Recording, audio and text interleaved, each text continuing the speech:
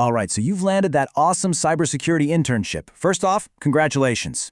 Now, there's one task that often comes up first, and it's a huge one for making a great impression: building a secure baseline for a Security Operations Center lab or a SOC lab.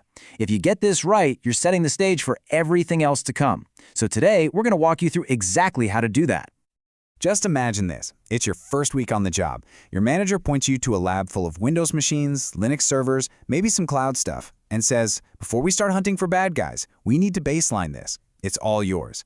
This is your moment to really shine, and this guide is going to show you how to knock it out of the park. So here's our game plan.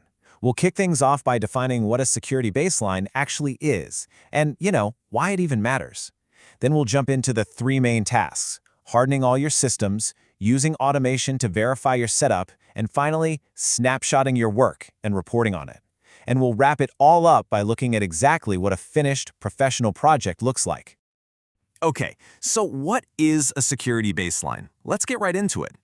Think of it as more than just a security checklist. It's really the process of creating a known, trusted, and totally secure state for your whole environment.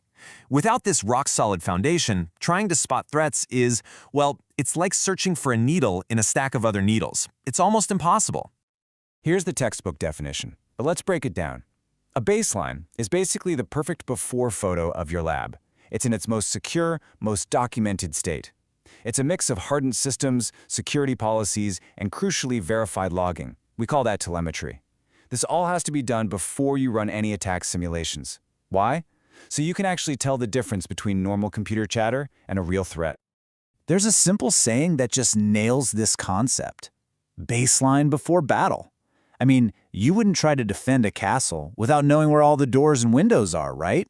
It's the same idea with a network. You have to get that consistent visibility and a known good setup first.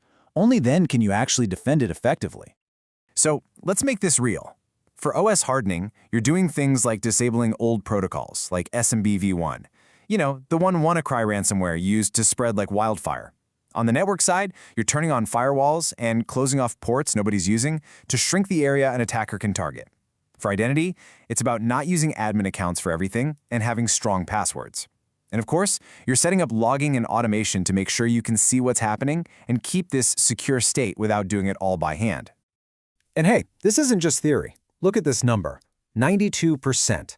One real SOC team used automation to baseline their lab and got 92% log collection coverage before they even thought about launching a simulated attack. That is a massive head start. That's the goal. All right, time to get our hands dirty. Task 1, harden your systems. This is where we turn all that talk into action. You're going to be applying specific security controls to lock down every single machine in that lab. The process here is actually pretty straightforward. First, you make a hardening checklist for each type of system, because what you do on Windows is different from what you do on Linux. Second, you actually go in and implement those changes. And third, and this is super important, you document everything, every single control. Did it work? Is it on? You have to write it down. And that documentation becomes your very first deliverable.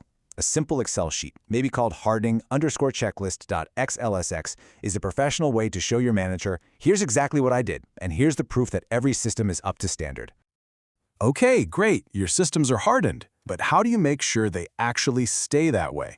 And how can you be 100% sure your logging is even working?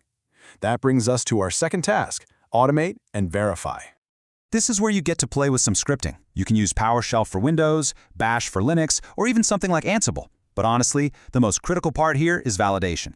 You have to go into your SIM, your main security dashboard, and prove that logs from every single system are showing up, because if you can't see it, you can't stop it. Simple as that. So for this task, you're going to produce two key things. First, the actual automation scripts you wrote. And second, a log visibility report. This report is your evidence, probably with some screenshots from your SIEM, showing that you have eyes on everything across the entire lab. So, you've hardened the systems, you've automated the checks, and you've verified everything's visible. You're almost there.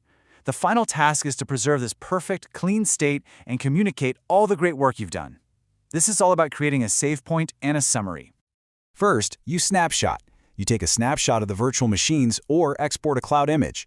This is like hitting the save button in a video game. It creates a perfect, clean rollback point.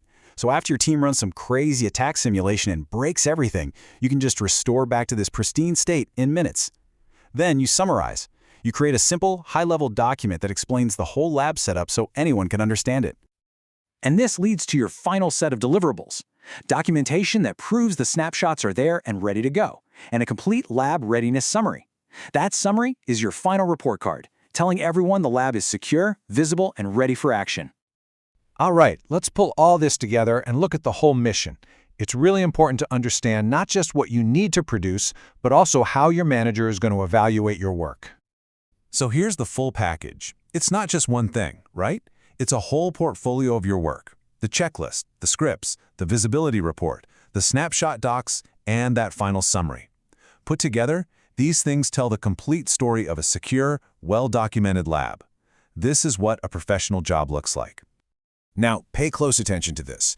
The hands-on stuff, the hardening and the automation, that's half your score. But look, the other half is all about visibility, documentation, and planning. The big takeaway here? In cybersecurity, proving your work and communicating it clearly is just as important as doing the work itself. And the result of all this? You haven't just checked a box on an intern to-do list. You've actually built a hardened, automated, and reusable lab foundation. This is now a seriously valuable asset that your whole team can use for training, for testing, for all sorts of things. And let's be real, a project like this is pure gold for your resume. You can now confidently say you have hands-on skills in system hardening, automation with tools like Ansible, and visibility validation. You've gone from textbook knowledge to real-world practice, showing off the exact experience hiring managers are desperate to find.